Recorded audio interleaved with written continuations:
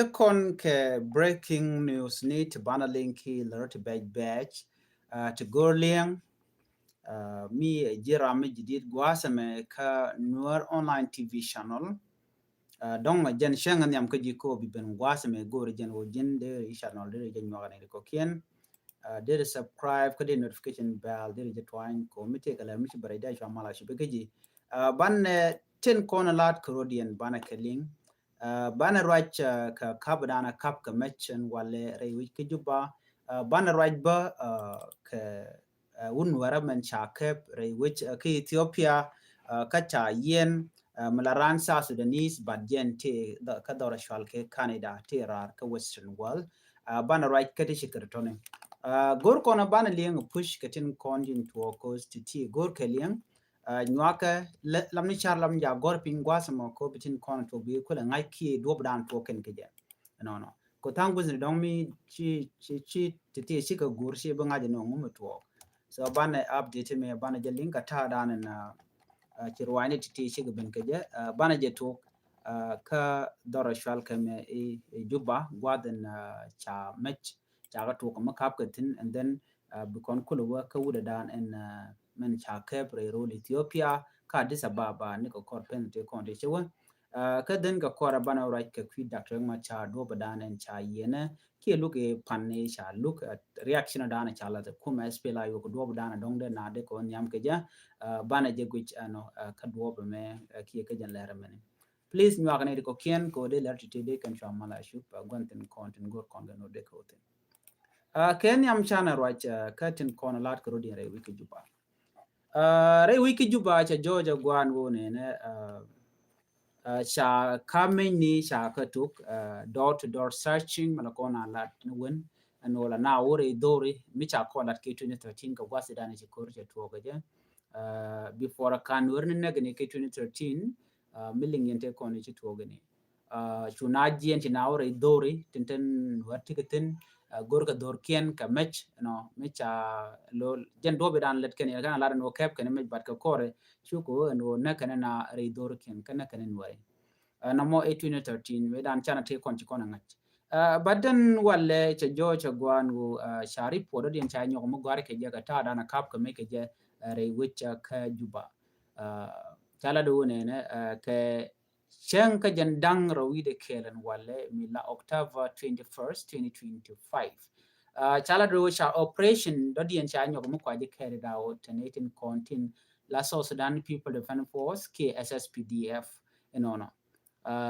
ere operation kan me SSPDF National Security Service kan ne diala ko kien wa gor kan merchant tamara wi juba la illegal firearm tintere wiki juba mete ka man mishajek wa kep kane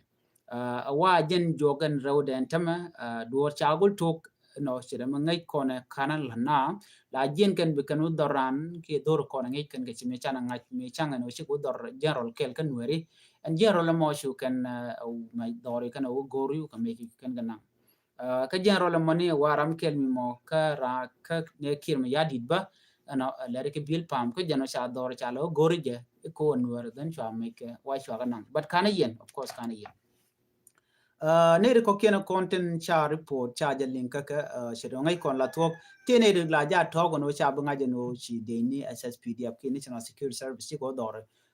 due to the fear and anti ko dwal na mi cha willing ke social media no cha la do ngangu cha me ke kevish de ni jani go dor yen la na wi no jen ba jo teach no gwa da dan te latin cause ngai kon ne to wan kwa ka monitor chi man ngai kon tera me ken sha monitor kan e dia la content de wi ka South Sudan ke ke juba den la ke juba are wuje ka juba gwa da kap ka me tin tam cha George gwan wo ne she door to door searching cha talk ka dor dia tintere which ka juba no gor ken ene ma mi cha jek karan ba le dil kef jin general jin nga special ne ko lan wore kala target ne amone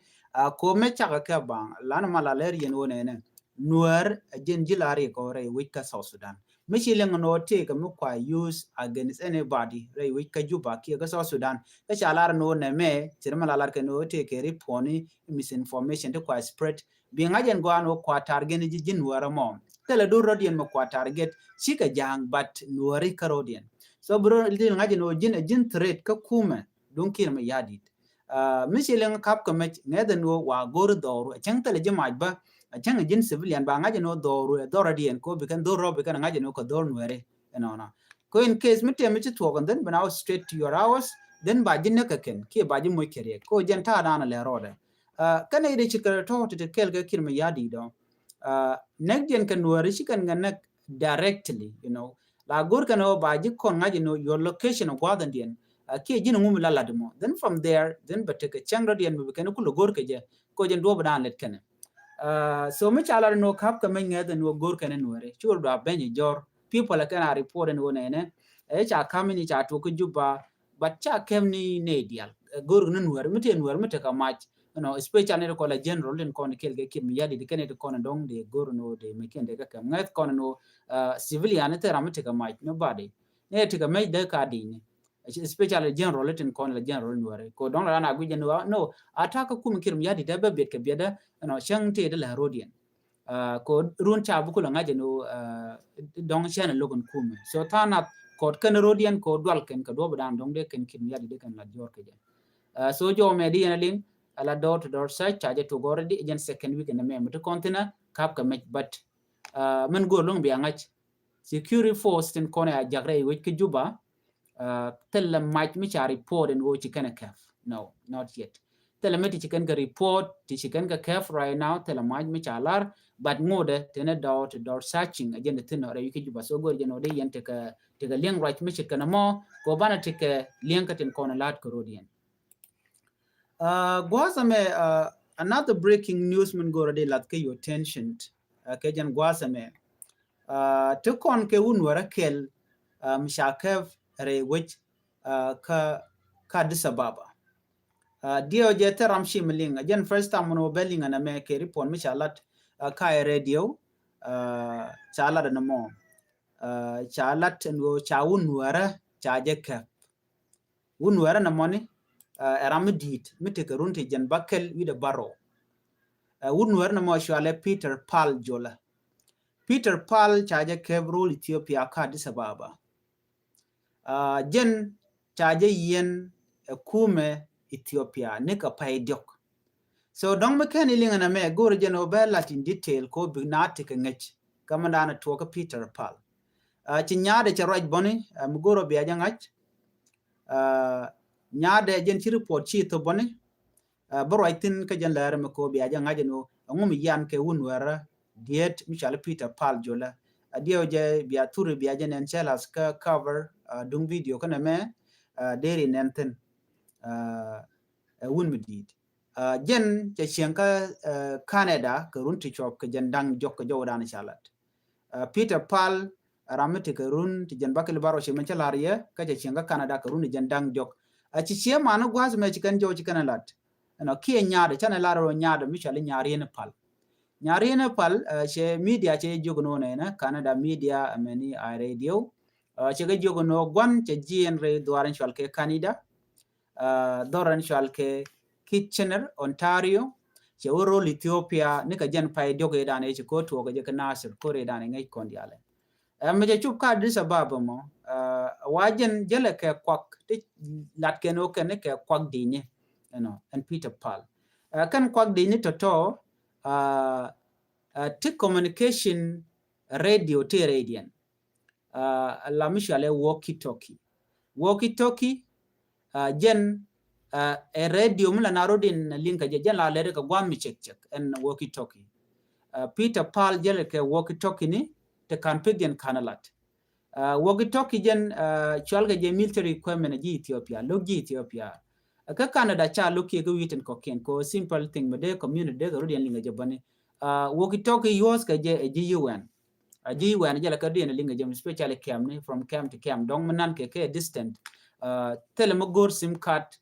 telemogor network di just then jen ke GPS ki linga dana te ke la kan rodian link distant ka some kilometer ban manan ilong chi arabeling so enna ma wala ja yos ke police ne bani jen a communication channel mi la chal ke and one way communication channel so according to IT Misha Gor ala walkie talkie lade ojen simply la ranya ne tiak no so yot ke je ne te kon la dini ka ta dan lat ke je win de ko ken sometime there la community dong de kam quer kan quer de ko de link ki community ni de ko de link je very simple thing special god metal network metal ji mobile phone tele smartphone mi gore you can use walkie talkie de ron link je yen ji watch so mi je chup ka Addis Ababa mo and Peter Pal charge kap chonka international airport dunga Addis Ababa bole jen mi charge kap chonga jukuma la ji Ethiopian authorities cha juga no ngum jel ke ji ke military equipment ko cha ka jigre be ka dio je kro dio je ki dio ki ngwan but cha jigne ke so cha bag de cha je tol cha kan walkie talkie to toni cha ka jiktin mi cha walkie talkie ni cha ka jigre mo re be ka da mone cha juga no wini cha juga no no ne ke che mare no ne ka weida no ka nang ka local community ko de ka rin waling cha jo gwadan dien jela de no re wika South Sudan liang ji Ethiopia ga je no nang ke wo to ke nang ka South Sudan you can chari you can ger ka gwato de long Kenya before kan chari kan na ger chala de no shi Ethiopian authorities no sha jo no jin bo ka South Sudan bi kwa ka ti bi ka ban pin mi lo jok lo ju ka Canada and then by kam kwak to bi jen ka bigan lo wejanda na bitin ko jen ran Canadian do no ran South Sudan jerem ngay kone background South Sudanese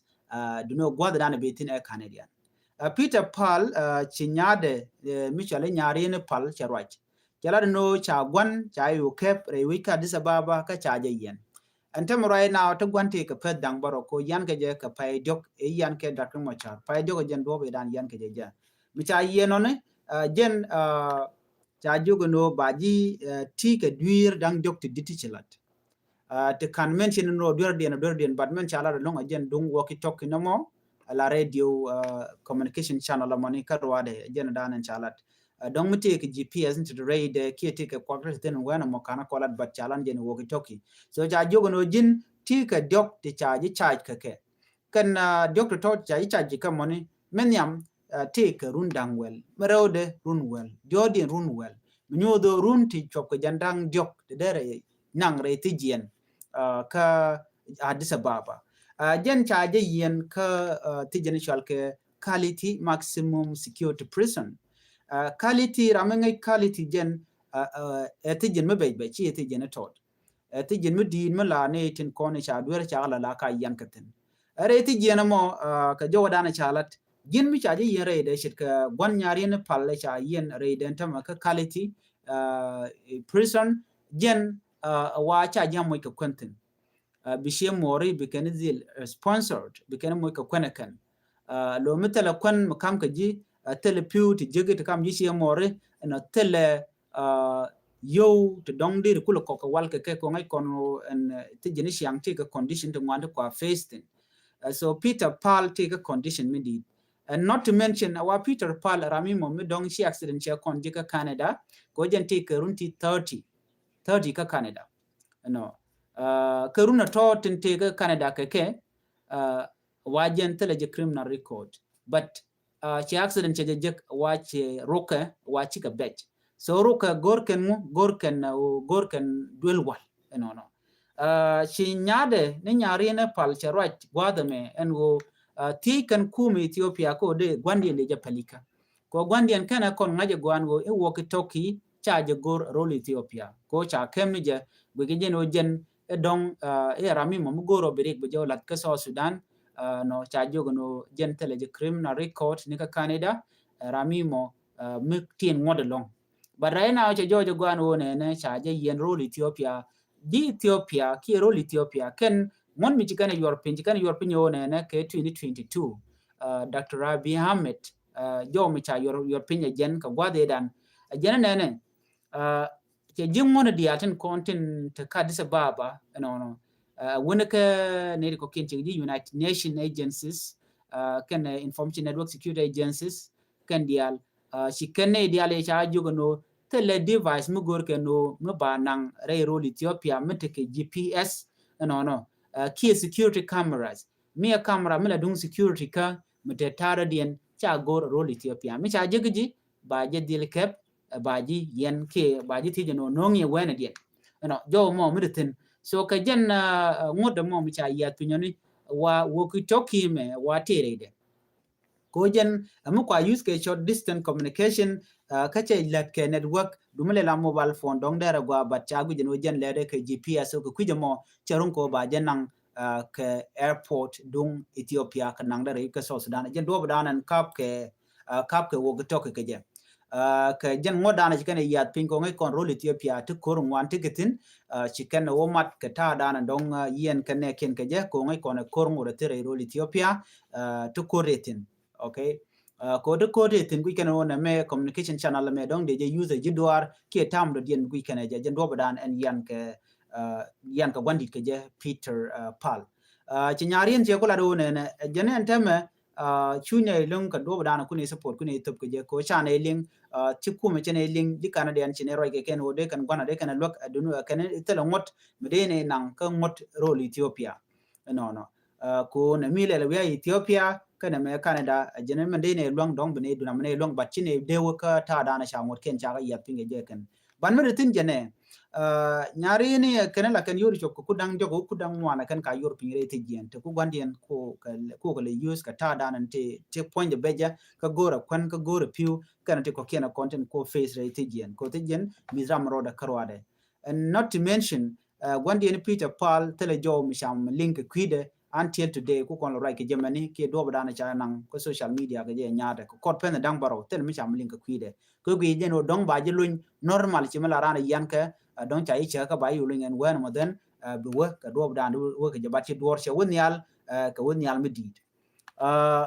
mala rek gene Peter Paul kane jogono jin walkie talkie chaje goro Ethiopia ko mu gor ke jero Ethiopia mi chaje goro Ethiopia dere chopel dere pal kango dere bain gwal dan no ngitin ko kane lat gor jeno jin mi jira mi jien roldo dien we doro Ethiopia ki rule Ethiopia gor jeno jin do come take care for the ken nigien the requirement tin content cha goro Ethiopia biga content before the ken wa chibla no kare be kedu ko background mi jeli ke je ko be ga wan wa jigre be ka la ga kona tem ke mi cha ga tem yo cha jiga no jin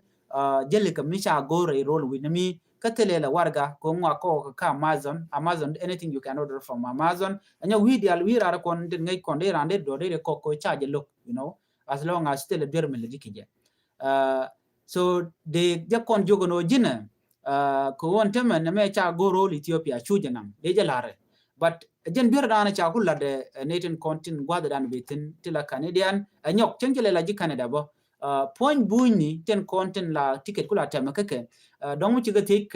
ke property ten jelke ji ki miti ke kwemen jelke ji either camera ka bi ke nyot ke no ten jala ka kantini ba ji guarantee ken ngo jin mi wewe cha ka be ke ko ngaje no tele bir mi lanije but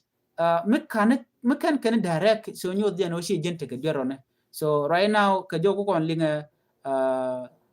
Peter Paul chaje yen ko jenjele ke radio chal ke walkie talkies role Ethiopia right now is facing 30 year ka jail mu waje jigdor ka do badanan dubin ka kod gaten be so jome chalat nyari na pal kena ka tinan tam gor kano bi kan do badana ba gon yen ba jelun ke je bi kana gor so jen jodan chikan lat ken shi ka leb ko mi chala go fund me ko de gwandien no de jelon ke de I mean de je look de je support ko tere condition ci kon jo mo channeling ka kwi Peter Paul do badana cha yen ke je ka do mo chola lot ke cha gwan ke je shano ko ben ka dung Dr. Machar lugde cha je yos ka changa jandang rewi de ro ka pai wala la run chana lat nit injection content lat ke Dr. Machar already ci kon ngaje gwan go Dr. Machar yan ke je ko jen enwer en mission na me wa be South Sudan be je shape ke be janam ka duop no gwa ki ka duom je many international community but lat ken no ne South Sudan gorkeno biken look matrika talk biken alat kore dan e chitwok rei wiken nasser kore chitwok kam nuer wai army mkwa Dr. Machar kwa jelewe kep ke jamo kwa potkan kwa jelewe kep ke jamo kene dialan kokien tin kon tin tere tijien te bana shiot ken bana kalin kene de kon loka rei wiki juba kore dan e chitwok nasser menyam medan chana jelingno ne mului konjok gwade dan e na ke general major dakten majur ci yede che jen ka kore nyam tere ngai kona ko jen wacha ja kamrar lo de kulo kut de kulo evacuate de nangre which ke juba ci kono mo chana jeling through micha coordinate ko cha dakar ma char jogo no jen right ni ke ne de ti la ken dingin content ci gakre torbieli kan nang ka we ka juba so shuno mo chu realeka shu majur point de shuai yu kablo bajanang shu jogo no biarar bajinang re wiki juba shuno mo shugwa but menya me channel lingwa se me katai da ne shelling je wane te ko ne toko ba maj baje yot so ko gor ko na bana tok bana jelat ne te yot ka maj wa shi kan wer wai ami ne de yot mai kenyam wa ke de ne SSPDF te tere rop te gujo jien general majur dak ken ba ka lonak ki ba ka mo kerek ajan dobe da ne ci kon dia link je ka dobe da ne changon cha gwar online an wene da ne ci korme to ye wa ka dobe da ne de ji UN de kan kule jien ka dobe da ne kan na de kan ge ba kwe de kan nangre wi ke juba an wene mo sho ma cho chu yot yon ma je mo wa chu koro nyoko loiten you know ko wa en jejen bor wa ci ka rudia na na long ba ci kan tie ka gwa da de nyalten ko ci karo ja dana chalat Dr. Machar kan ne ko kien kan local community ci kan kalin but wa ci SSPD abte ram kel mi ci ma ci yot ka ne din content de gware nyal yot kan kamai wa jen do badan en talk kor ka jeni ci kon yunen ci wona ko baran UN ba janak en wena moni den ci kor yu talk ci majur ci ayu baran gwata moni so now man ko koran tigi je ne gwade dane nyin natin tikam rana tiketin ko airport anyok ne dial kon ngai kan no tiken kungu tiken ka airport GUN tiken ke security ba medekan medan le rode dekan nen ke je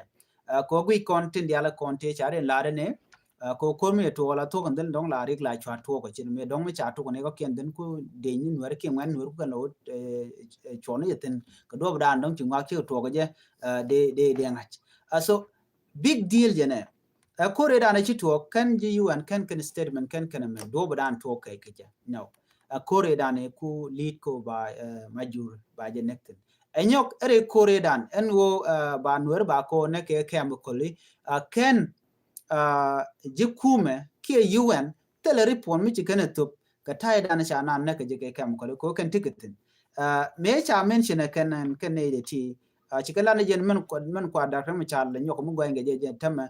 destroying of property cha kwa ka cha ka yar kan kwa to dul wale dane tere which kam ka ngade ka wula la dul wal dung medical center frontier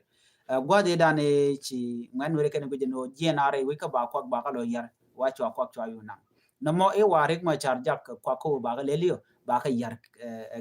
kan kume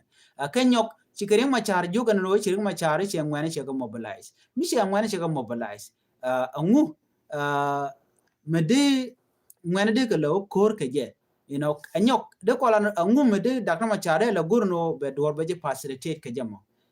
gojen cha prejero no jin roi ni keke roi ni ke ni di konti la de kwar ken tong mi yone keka ne de ti ke kwa evacuate nyok ne me chi jan koronyam by the way chen koronyam no binanyi ke chenganyam ke din SSPDF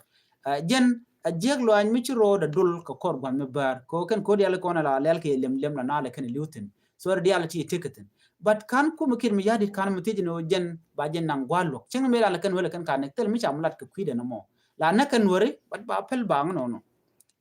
tel lu mi cham luk jen melat ko na jen wo da kan ma char kan ne ko na kep kel kire nya gwange je kel tin diala chalat ke kwide ke kaini tel tom ditin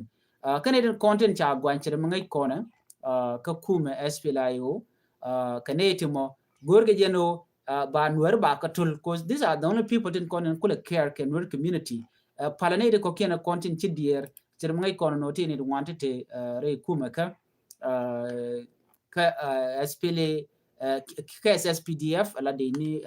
kirmi yadit wona ka kwan weren kona tega kel kana to shi kan je na shi ne no medan men na kanwari ne ka nasir taram ci tok de shile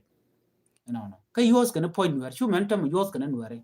so anything mabalat kan wer ba gurno ba nwer ba ka destroy ka je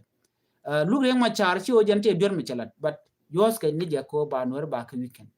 kon wer already chaga divided already right now ngai kon diale ka to kon ke job lo an morom ka kwiden ko mi na me shi political to ka shi siyasa an mu de yana honorable podcast ka je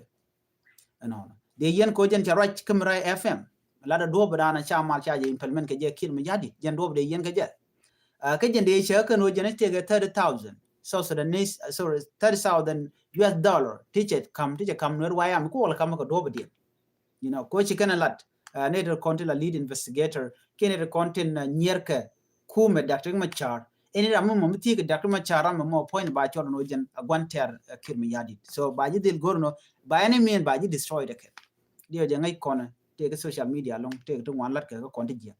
honorable pot kan kwa target je ko je young man first of all kenyok o ko Dr. Machar ko je trust ke ngede je so ne mekel anyok man di long man yan ke pot kan je long o dor dana be ten jan dor dana to kor to ko jan do dana yan ke je jan kwala cholo ne me siyasa ki politik ki do mi mom gorin jeno ba nuere ba ga to ke je ramra dien en cha yen men cha bi no ye gwanya gat ke ki te ke yo mampal dor e wajen e che nuere che ka fan bone ke yo che operation kore dana to ko che ka fan eno ba base ba jo dak eno no e jene che na mo che jere aleka ki che na che ga lok ka do bi dana cha na cha ga bar ke je honorable Gadwich Lampoj cha je gwan ba no jen e ramimo mi che na jogo no ne ito nang ke SSPDF nang ka Nasir you know so na me already ni ideality wona ka Lieutenant General Gabriel Doblam wona ka Dr. Riek Machar wona ka Brigadier General Camilo Ganmai wona ka Lieutenant Mading Yakrik ke Dominic Gadgogrik ni ideality going ke ko chukur ya to Nasir term do dia ka going tin kono going ka kandial ci defend lawyer Jacob Jakandial jant ideality tin inshallah kandial ke kaini Rudian ke lew full of politic ka joran chalat kije bana ngaje gwano ne do badan en lokaren machar tera talk mediten but question o ne mandena question kaje me we to no baring machar ba jigdar ko ngai kon gonter mi je lugo mo ko special code by the way ram ko establish nga ekir special code kill gwalo mo ram reale kanga ekir me gor kamala fair and transparency de la hybrid code ko hybrid code ma de dur to one tibutitin tibiliangtin kanyok chabia Dr. Machar ko bona ko point ekir mi yadi ko gona kir chikir gor mo dong dar de hybrid code de jere aleka ajen mo ko reaction me la linka ka ku mes pelay wono ne akena malat ke kir mi yadit ne me share fair akana tala toge atin ne me gor ko ba male dane chinalet ke kwire ko runton wan ba je yar la 2010 peace agreement kir to like peace agreement ne dane chatan point de kir kana Dr. Machar so ri chikireti ka de lat karodian na ideal ka so Sudan ko gen wo mo we kir mi yadit we mistake we jalat be Dr. Machar be je sentence either jail ki lia ki whatever we can use ngai kana no chi South Sudan che bete kamal they know that ngai kana anyok mbi anga kir le mission me ko she gorno be Dr. Machar be kombe jejak ko en kir be retired very soon che melin kono no Bull Mail is the only person who can on tama mudong bu kwer be jak baje tup ka ted SPLA shimwa we South Sudan kelo ram me jen be kana dominate ko nare je tam jen ram dan la first deputy intama ka kuma SPLA pinkir mi yadit kun poch rewde diodi ne shego dana shalga mere so ramadan ba kwanya tame kir ba kwanya nga ba kwanya wudi shalka me Bull Mail mu e Bull Mail we ja kwanya la kwera SPLA party and then I'm going to point there and wudi shalka me kir mi yadit be so long but before that I kind of talk be dir gorno ba chairman we ber mala loyal kaje ka jan time me tama beje use ka domi mo vi benefit but ke be yun ne ideal be yun ne ten konti nyer ken war mi ram nyer ken war shi ka kwang shora le shi ne ko kin ta bande ngai everybody machine work community che je lok ka shi ngaji no cha je lok ram mon work community beje dil use ko be ngaji no ram me be yit ta gen nweren kon gor ke je kitin lo ke kirmi yadi jen mi use gadi ke je te ram mo de nwede ke naka de je promote ba je mo ke comedy che dem to there's a lot of people that they comment kon je kan de kan je but why on were ba ka deal destroyed again mission da na tikte so ngada and mission me a mission mi yos ke kir kan je kwar again mo gor kan lo ngoro de kan da kuma char de kan destroyed wona ko kume SPLI o kelio wona kan ware men rodun tejina teje rodun nena kane dangdi tiga kem no mokan ware kane ri shokdi tin tiga kem ko mugweje je re rol Ethiopia tiga kem tongwan tike michal tarpam tike jawe tike finyido nyogi jien biya so sabiojak wedu ka Kenya bi kem ka kuma bi jek ke kem bin ko ken wudu ke Uganda bi kem mente Uganda bi jek mijin wi ka IDP kem kane dang diti te ka IDP kem mass number of people so kajen kem pa leb gwazo me man shal ke lockdown akan word yal tin kan word yal ti kala voter ko kir to avoid and we don't be fail ke election they make sure no telan war mi bete re doare ba kan yal ba ka joch ngayen no tem raja no take election ballot you know all this thing ya ngaje no agorko ba kuin kwara ba jalat ka dom ni mo te rambe de tenere kono lokaje ko kin me yadit ngai kono kuma SPL pinkin me yadit chebe pa jana to kyane jalat chebe pa telerity chebe paten a changwan ke jangba wan ka ping me dide ninde bo len Canadian door South Sudan ke 64 tribe kono all this 64 tribe right now shikanin you know chinarin be mislead a chang lokere ma chara ken ka do bran cha ka mislead ke je kir ma yadi che kwar che benen wuri shall me bol mel cha jon he will never test the power chang me ta me kwar biya ne run ba tegri to wan beto anyok who kon ke election ke 2016 at the same time the Uganda won ke election ke 2016 what will happen bisaw Sudanese burin barne ka kuma Uganda bete ka kor jen bi ka Sudan bari ek betin cause ngai kon kuin kware la beje kan o dong bu kor bu unless ci dakta ma char cha jelun and then we can mal bekan nyok melet kan jena bi South Sudan bi kan karwade ko kuma Uganda bor rakalung ka jen 2016 o continent so 2026 bu bana woten ni tama so 2026 a chang mi bay ka boss government a chang man bekan lat go de ko ji South Sudan bekan no lat ne ka pai wero ci kan na no pai wero woni jen ga 2027 aji Uganda dio je dara ban ngoda gwam beben so the reality quick on future no butok tin chen mi kir bi ro den tomato let the chima let the courage kwanya chima ne kane kon la kwar quick on butok run ti dala kare no dien rit ka gwatot medan chauna Gaddafi ka dore you know on again order to ke military equipment dit naga na karen nyali naga na ka dibamni but in the end of the day cha jo next joke we char chi kon dia medan chi to ikonen so jin mi gwe no ti ka par mi din mi ne ko ken de ga yar ga je ban ngeda no kan kut ka paru igene to there will be a time ka quid unless you repent ki tro read ci mal ci je mo ke chances ne me mi to kon ta mare wi ki juba ba charge kula ngach aken ko sometimes ne ram ti ke power la ra gwe no charge de le men jek ra radien mitel power but ngwana rit ka rodien ci ngwan ci kan bu ka direction dana gwe je no de ga je so jo me gor je no de je kam ya please go no bi channel bi je nyok kanede ko ken miti ka midongde larba bi je gar ping gwasamo what do you think regma char mu waje ku der what will happen so there we ka jira mu gwada mi kele ngwa cheme anyok what do you think go rejano my next video dong mande lat go rejande tije long no nena ngu mitwok ka kor 1991 gwade dane sidakama char ken wudi shalke me Dr. John Grant ma biyor sika gwach kaje bikor ba to kamdien what was the reason no gor je deri man gor gwat mo ka tung nuare ki ka to kwaini ko gor jeno ba my nek video ba jogwich no ko gor jeno ba tan konte lat roden ba ko lat ko kir ko gor jeno de yo view ba de je gor no de jangach mishi jan ba de je ka Facebook ta ke new Facebook ngai yan diar no cha Facebook cha yana regime dung South Sudan ka tin dio je ngai keno dong ta ke information de tin dong de kan ke je but sien somebody mon dong mu ku ngade support violence. I don't support violence. I support peace, unity and development. Ka support ni justice book and fairness. I'm not in the position or they and they mi jegde jalat. So whatever message me they come ku mi ki de conduct or de contact understanding magwa go jan o de go haratong mi jan gwa dan go ren wo de chong ka yeket. And of course my Facebook profile can kama jan ga cha ge ke dio je be kana ge permanently mode right now cause go jan o de je but not yet.